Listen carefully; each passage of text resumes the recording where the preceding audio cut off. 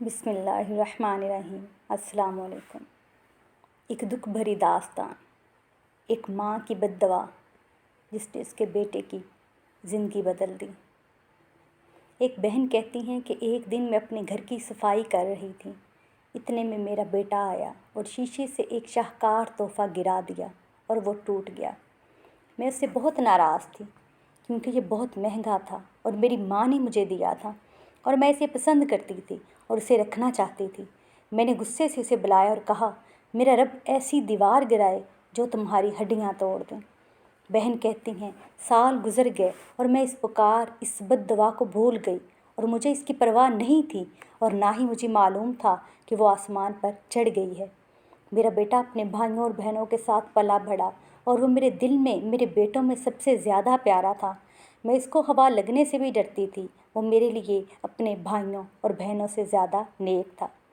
اس نے تعلیم حاصل کی، گریجویشن کیا، ملازمت حاصل کی اور میں اس کے لیے بیوی تلاش کر رہی تھی۔ اس کے والد کی ایک پرانی عمارت تھی، وہ اسے گرا کر دوبارہ تعمیر کرنا چاہتے تھے۔ میرا بیٹا اپنے والد کے ساتھ عمارت کی طرف گیا اور مزدور منہدم کرنے کی تیاری کر رہے تھے اور اپنے کام کے درمیان میرا بیٹا اپنے والد سے دور چلا گیا اور کارکن نے اسے نوٹس ہی نہیں کیا تو دیوار اس پر گر گئی۔ میرا بیٹا چیخا اور پھر اس کی آواز غائب ہو گئی۔ کارکن رک گئے اور سب پریشان اور خوف زدہ ہو گئے۔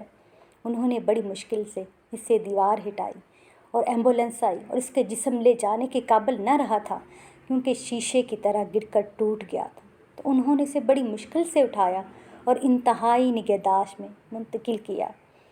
اور جب اس کے والد نے مجھے خبر کی تو میں بے ہوش ہو گئی اور جب مجھے ہوش آیا تو گویا اللہ تعالیٰ نے میری آنکھوں کے سامنے وہ گھڑی بحال کر دی ہو جس میں نے بچپن میں کئی سال پہلے اس کے لیے بد دعا کی تھی، اور مجھے وہ بد دعا یاد آ گئی اور میں روتی رہی یہاں تک کہ میں دوبارہ ہوش کھو بیٹھی۔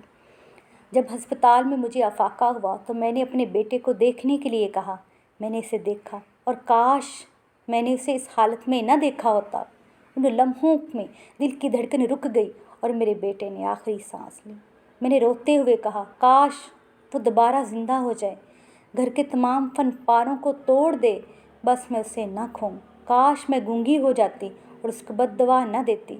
کاش کاش کاش، لیکن کاش لفظ کا وقت پورا ہو چکا تھا۔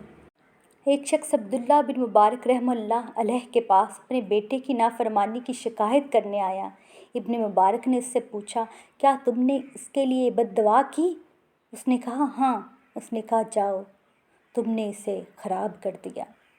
اور میرا ہر ماں باپ کے لیے ایک پیغام ہے کہ اپنے بچوں کو غصے میں بد دعا کرنے میں جلدی نہ کریں۔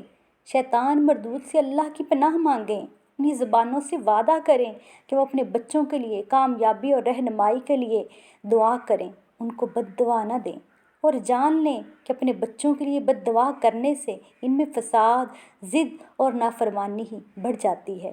اس نافرمانی کی شکایت کرنے والے سب سے پہلے آپ ہیں جنہوں نے ان کے لیے بد دعا کرنے میں جلدی کی۔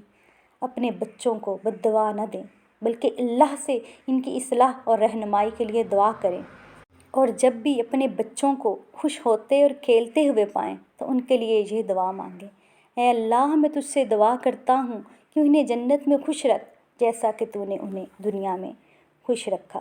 اللہ تبارک و تعالیٰ سب والدین کی اولادوں کو نیک فرما بردار بنائے اور ان کی آنکھوں کی ٹھنڈک بنائے رکھے۔ آمین یا رب العالمین۔